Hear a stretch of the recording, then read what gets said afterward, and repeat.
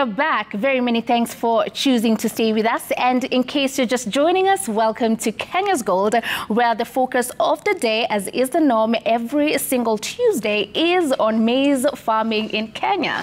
Now, last week, we did start our conversation on failed germination. And today, we do want to further that conversation, still at the same time, tackling other issues that maize farmers across the country are facing. And to shed more light on that, we do have the honor of being joined by Mr. Kiama David, who is a crop scientist. Thank you so much for making time to be with us today on the program. Karibu sana Kenya's Gold. Asante sana. Great. Yeah. So we are going to start with your role as a crop scientist. Of course, one of the things you have to do is identify gaps within different agri-sectors. From where you sit right now, what can you say are the major gaps in the maize sector that wakulima wetu wa mahindi wanapitia?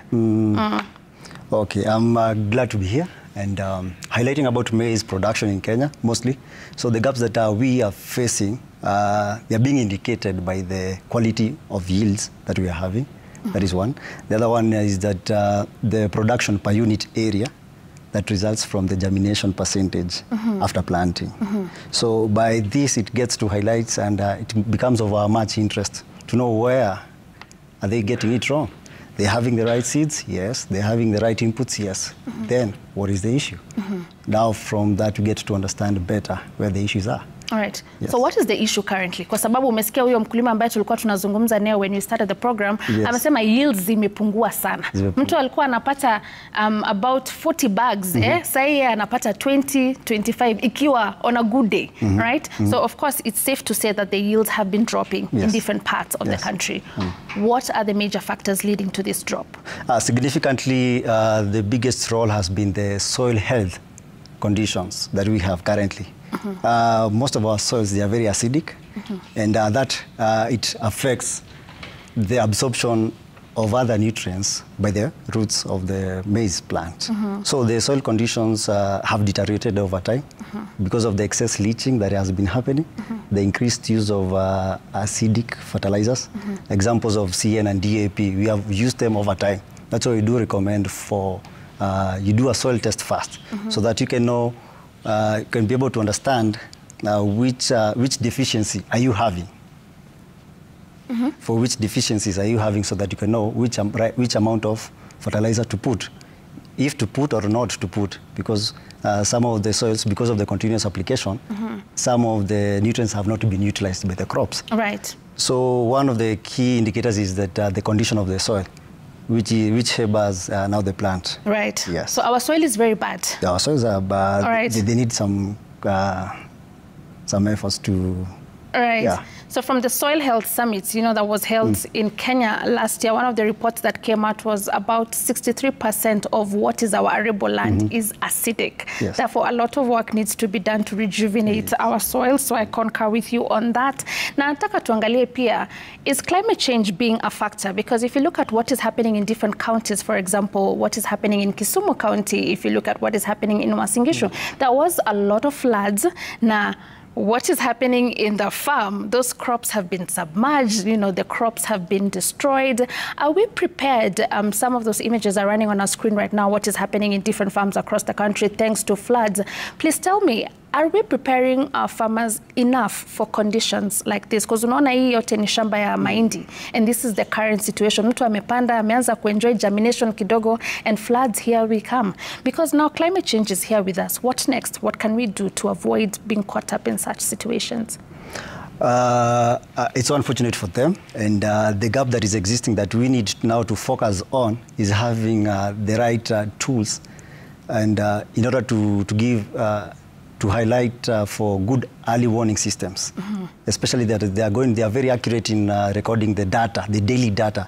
One, the moisture, the directions of the winds, especially in the lake basin. It's just if we have strong winds blowing from the lake region, which have high humidity, definitely that is going to cause some high amount of rainfall in the areas in that region. So what we need to do is to have good early warning systems that are going to track and share the data. Now, from that point, then the dissemination of that information then again that needs to reach the farmers to tell them you need to prepare yourself for such a phenomena may occur. It may or may not occur. Right. That is one. Then for longevity of good management of the risks, in areas whereby they have a history of water logging and swampy areas, we need to, as we have the interest of planting in those areas, we need to come up with measures to counteract that one. By that one, what farmers can easily do is ensuring that we have the deep trenches along your farm.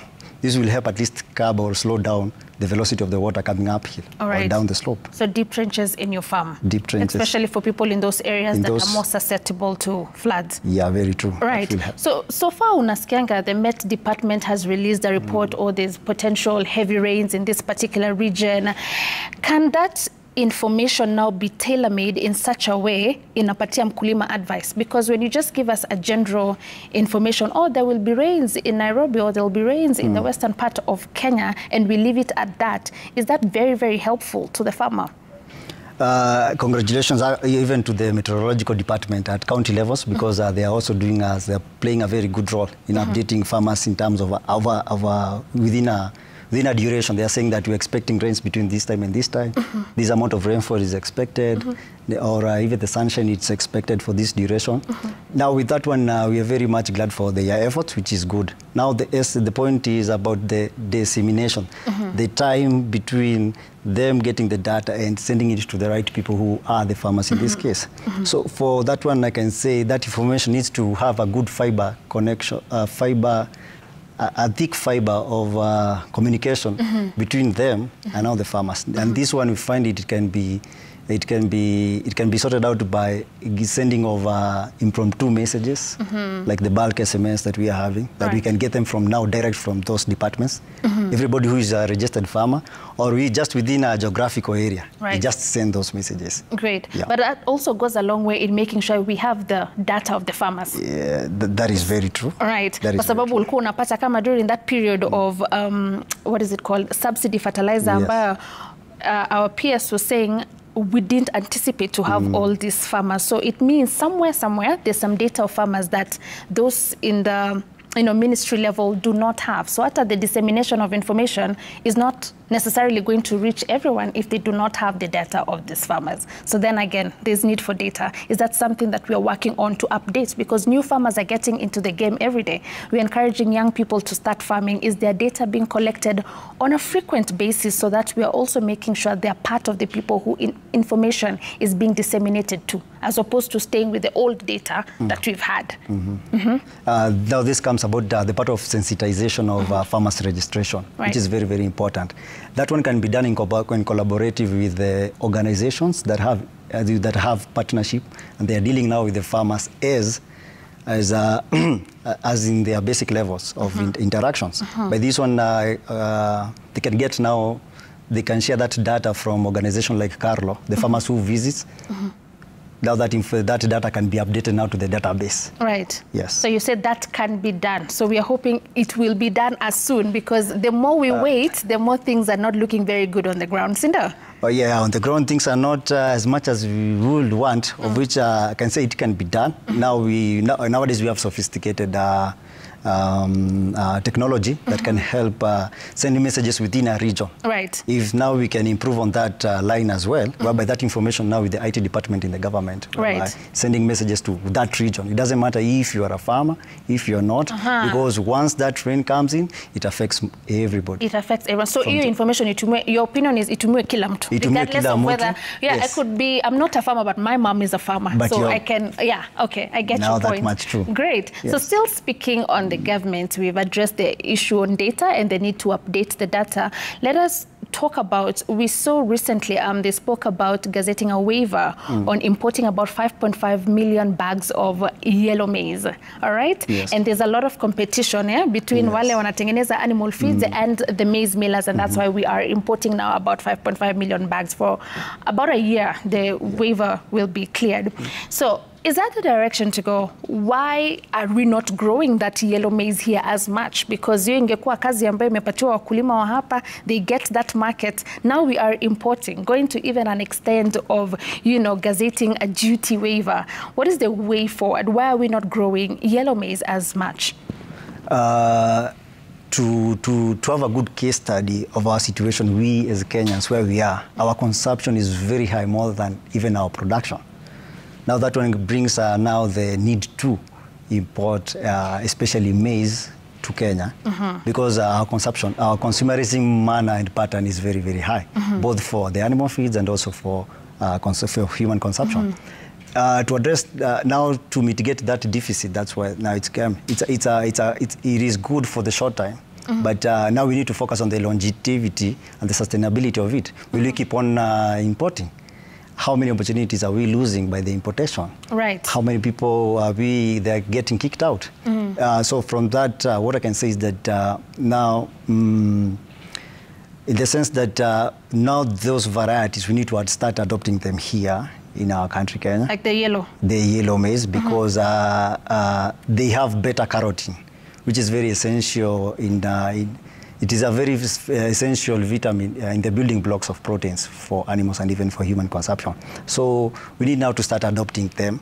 First, to check the trials on how are they performing in our weather, in different locations. How are they performing? So that now we can go into a full-blown adoption of the yellow maize. Yes, it is true. In terms of nutrition, it has higher nutritional value than maize, our white maize. Which has a higher nutritional value? The yellow maize. The yellow, even for us human being, for consumption? For consumption, yes. Oh, really? Yes, which is just slightly higher. To some extent, it can be significantly, but significance, it has some importance. Right. Yes. Great. Thank you so much for that. So we will come back with the conversation on failed germination. We have seen that there are so many factors that could be leading to that. But how can a farmer really specifically identify what they got wrong in the farm so that they don't repeat the same mistake as they go about with their gapping? You'll be answering that when we come back from this break. But first, before we take that break, let us have that conversation that we always do have with our farmers right here on the program, giving you tips on what you need to do to make sure that you are growing in whichever agri-sector that you are in. For example, you could be a maize farmer. We are addressing matters maize farming on the program today. Tip number one that we are giving you: please make sure that you are part of a cooperative society. Ungana na wakulima wengine, form your group. Remember, you only need to be about 10 members to form your cooperative society. In there, you do stand a higher chance of getting financial support from various financial institutions like the cooperative bank. Also, you get professional agronomy services. Different experts wanakuja kwa shamba yako on oftenly wanakuambia what you need to do, which fertilizer you need to do, how you do your pruning, and that of course helps in the production. Also, at the end of the day, kwa sababu mko wengi kwa kikundi, you get to aggregate your produce together, you get to serve a bigger market, and that ensures that you do have a higher negotiating power. A lot of times utasikia wakulima wakisema bei ni mbaya, but when you are in your society, in your group with other farmers, because of how much produce you have and also the quality of the produce you do have, then you stand a chance of having a better negotiating power. Now, also, Cooperative Bank is very keen on